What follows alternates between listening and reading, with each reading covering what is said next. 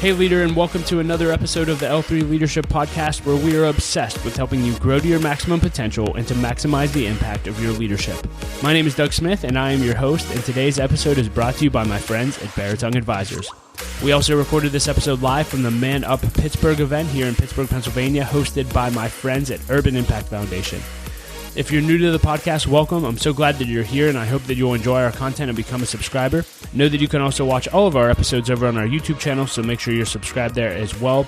And if you've been listening to the podcast for a while and it's made a difference in your life, it would mean the world to me if you'd leave us a rating and review on Apple Podcasts or Spotify or whatever app you listen to podcasts through. That really does help us to grow our audience and reach more leaders, so thank you in advance for that. Well, leader, in today's episode, you'll hear my conversation with Pittsburgh Steelers coach Mike Tomlin. This is the fifth time I've got to interview Coach, and every time I spend time with him, I learn something new, and I just come away so fired up about life and leadership, and this time was no different. And so if you enjoyed today's conversation, I really encourage you to go back and listen to the other interviews I've had with him. He dropped so much wisdom in each of them. And the reason I get to interview Coach is because Coach actually partners with a local nonprofit here called Urban Impact, and they do work with inner city kids. They're an incredible nonprofit ministry. If you're here in Pittsburgh, I really encourage you to check them out. My wife, Laura, and I support them and have for years and just love the work that they do. But about 11 years ago, Urban Impact and Coach Tomlin partnered together to create a conference called ManUp Pittsburgh. And the whole purpose of the event is to equip dads to be better dads and to help put a dent in the fatherless epidemic. And it's just been an incredible conference that has made such an impact. And so if you're in the Pittsburgh area, or even if you're not, I encourage you to check out Urban Impact and ManUp Pittsburgh. I think you'll really be inspired. And again, a ton of great resources to help us put a dent in this huge, huge issue. Well, in today's conversation with Coach Tomlin, you'll hear him talk about what he's learning in this season of his life about being a dad, and also his message for dads in general. Each year he has a different message on his heart for dads, so he'll share that. He talks about why adversity is a good thing, and he actually goes into which season of his coaching career caused him the most adversity and growth.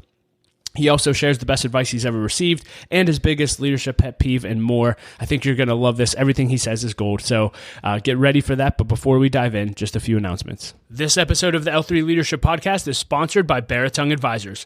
The financial advisors at Baritone Advisors help educate and empower clients to make informed financial decisions.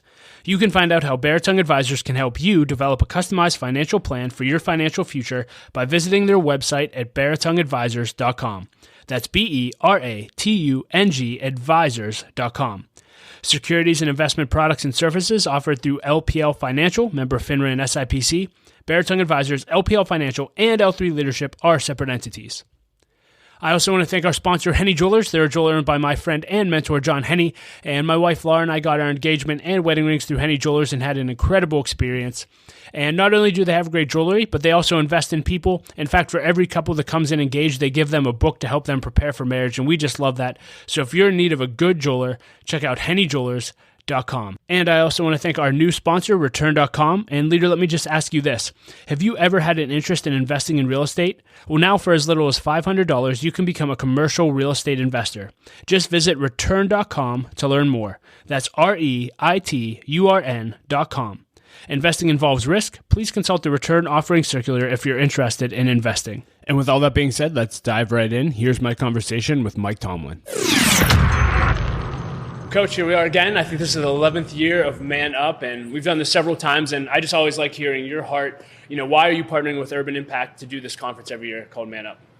I think originally it was really simple for me. I had a desire to be a more godly husband and father, wanted to find community and support and encouragement, information.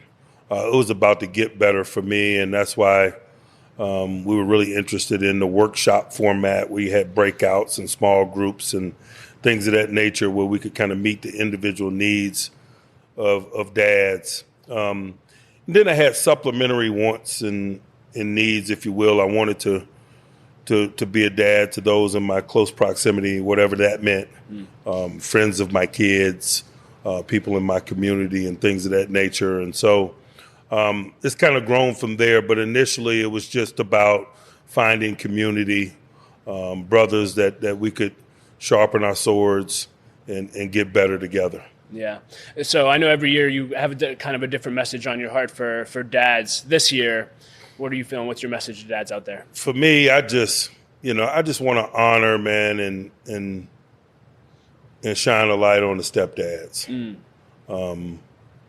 You know, part of my desire to participate in this is because I'm a broken home kid. And, you know, when you're a broken home kid, sometimes you spend a lot of time wondering about things you don't have and making sure that you could be the best parent for your kids. And, you know, I was blessed enough to have a great stepfather, and also thankful that time has taught me that because I had a great stepfather, that I don't know that I missed anything.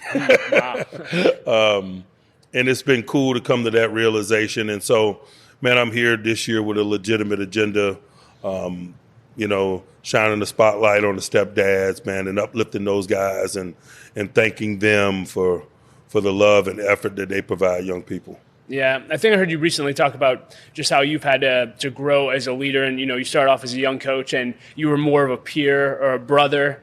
And then you said you kind of moved into a dad phase and maybe even moving into more of a sage phase now. How have you had to grow as a leader, just being a stepdad, so to speak, or a father figure in players' lives? You know, to be honest with you, it has become easier. And because it's become easier, I've probably gotten better.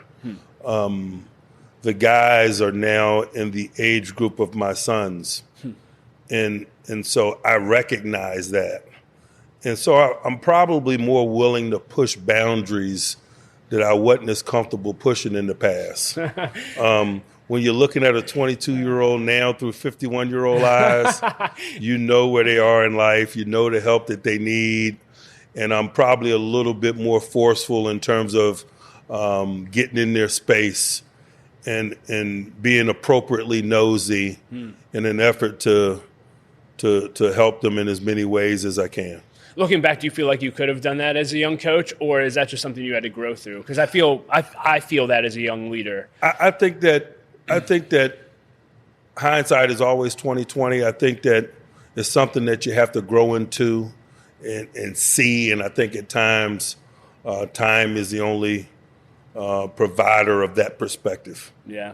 And what are you learning this season in your dad life? You're a dad. I know your kids are getting older. When we first started this, they were still in school. And are you an empty nester yet?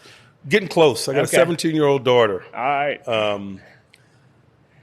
You know, I'm probably just, the younger your kids are, the simpler parenting is because they're in your close proximity. They have less decisions to make. You make decisions for them. And I'm learning now that, you know, parenting is tougher.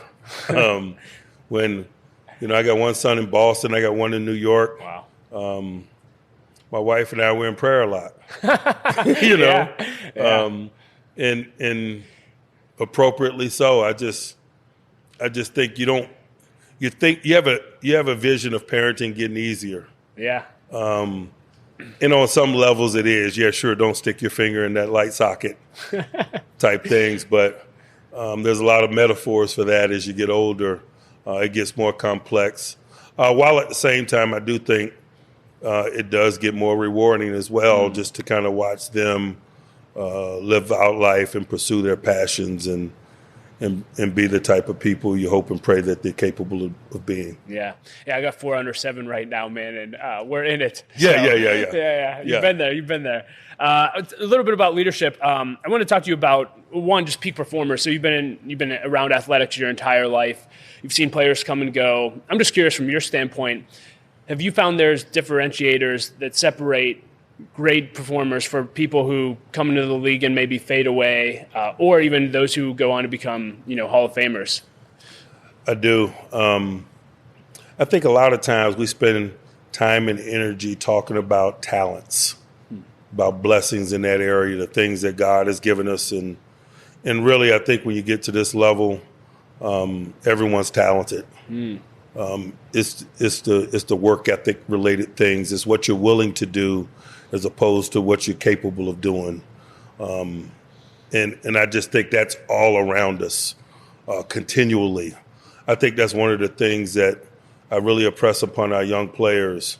They're so excited about being shoulder to shoulder with guys that they've watched from a distance. They're excited about playing with TJ, about playing with Minka. I always make a point to point out to those guys the things that those guys do that are not talent related. The habit things, the professionalism things, the commitment things, the work ethic things. And that's as evident as their talent when you're around them day to day. But it's still worth pointing out. Yeah. Because I want the young people to know the same could be true for them. Everyone has sufficient enough talent. It's what you do with that talent, how you shape that talent, how you hone it, how you remain focused as you face the natural adversity that the game and life presents. It's kind of where we spend our time in search of peak performance.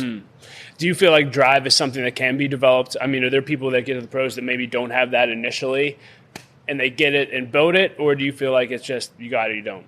I think it is a skill in that I think certain people have a certain range of blessings in that area, but we can all get better. I equate it to hitting a golf ball. Some guys can pick up a golf club and be naturals, and that process is really fluid.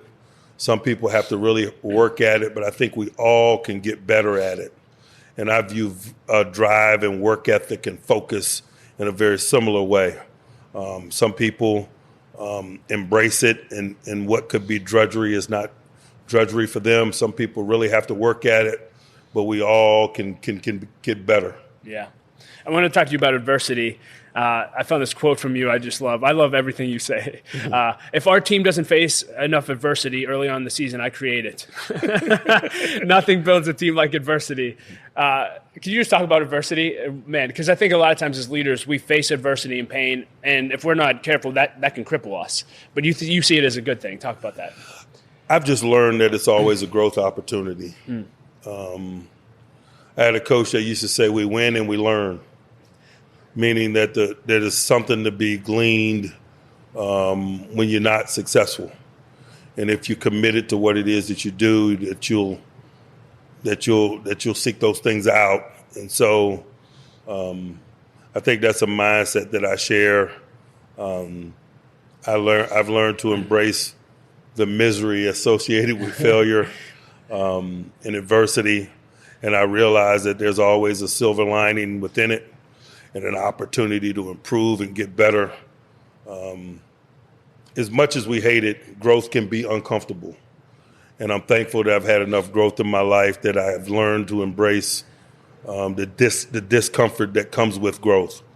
And unfortunately, or fortunately, depending upon perspective, the more uncomfortable I am, the greater the growth opportunity. So, as you look back at your career, then is there a season, not necessarily an NFL season, but maybe a season of your leadership where you did face, where you're like, man, that adversity I faced that season or in that circumstance was excruciating, but it helped me grow immensely. Does anything stand out in your memory? I think the 2019 season will always stand out for me, professionally speaking.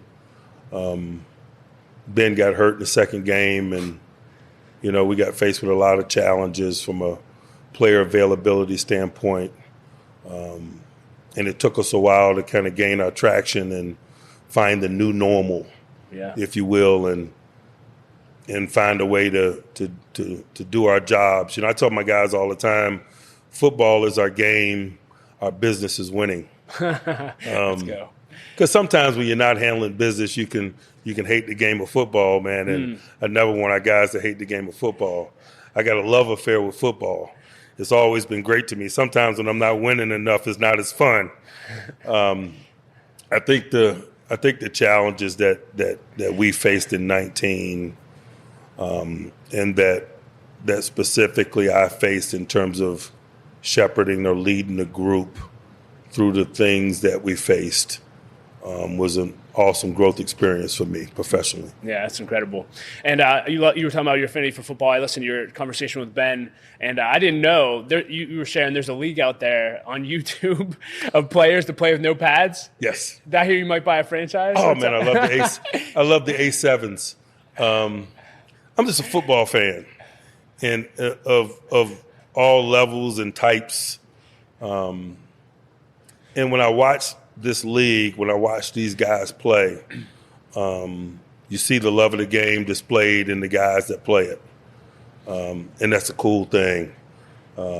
It's fun. Those guys are having fun. And I just appreciate it. That's a component of my relationship with this game that I never want to move beyond and graduate from. I love it because it's fun. I love it because it's challenging. And it's cool to see other people share that love. Yeah. Well, hey, with a few minutes we have left, I want to take you through the lightning round. We've never done that in our times together. So just a bunch of fun questions I ask in every interview. First is, what's the best advice you've ever received and who gave it to you? There's an old coach that I work with, Rod Marinelli. He was a defensive line coach in Tampa when I was a secondary coach. He went on to be the head coach of the Lions for a number of years. And, he always equated what we do to teaching. He was a education major in college, and he talked about the profession of coaching being a teaching one, and it's an art to it, and that we prepare for each day the way that a teacher prepares, meaning there's a lesson plan, and there's preparedness. And I just think when I think about coaching, it's oftentimes things that you do innately, the interactions with people, the caring about people, the giving of your time and space and experience to others. But I also think there's a formality to it that shows respect for what's going on from a preparedness standpoint. And I always thought that I had a heart for teaching and coaching. He made me respect the profession, the professional component of the vocation. Wow. The preparedness required to maximize the opportunity to capture the audience. And it resonated with me because he took that analogy of teaching and a lesson plan and the things that teachers do from a preparedness standpoint to maximize the time to capture the audience. And it took my appreciation for what we do to another level, and it allowed me to hone my skills in that area more intentionally. And really, I kind of apply it to everything, to being a dad, just about every component of my life. I try to formalize it.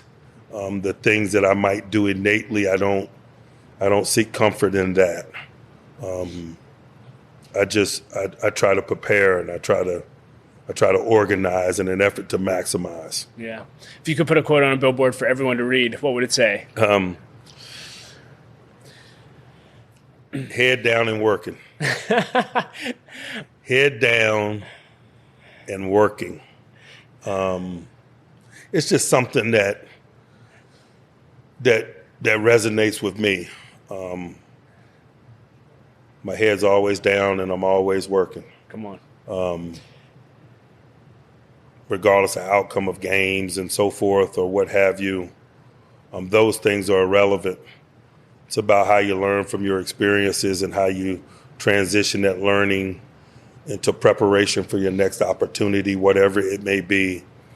And I think if you're doing those things, I think you always got a mentality that's kind of displayed by head down and working. Come on. Biggest leadership pet peeve? Biggest leadership pet peeve is assuming. I think for me, I just make a conscious effort not to assume anything, not to assume that my message is being received in the manner in which I anticipate, not to assume that there's clarity in it, not to be assume that even that the audience wants to or is ready to receive the message. Wow. I just have learned to work to keep assumptions to a minimum, to respect the here and now and what's transpiring and my role in it. And I think it just helps me be at my best. Yeah. Open-ended last question. Anything else on your heart for leaders this year you want to end with? Don't be afraid to lead with your heart. You know, I know that leadership requires wisdom and intentional thought and those things, but I think that we all respect it on that level, and we all naturally, I think, pause and understand the gravity of what it is we're blessed to do, but we shouldn't let that slow down the heart component, the emotional component, and what that can bring. And I think you have to be somewhat comfortable with your position and with what you're doing in an effort to be. We spend a lot of time trying to control the heart component of leadership, and I think the more experience you have, the more comfortable you are, at least for me, the less I try to control it and the more I let it lead me. Wow. So good. Coach, thanks for everything you do for ManUp. Thanks for everything you do for dads. Thanks for everything you do for our city. Appreciate the time today. Thank you. Always a pleasure to be with you.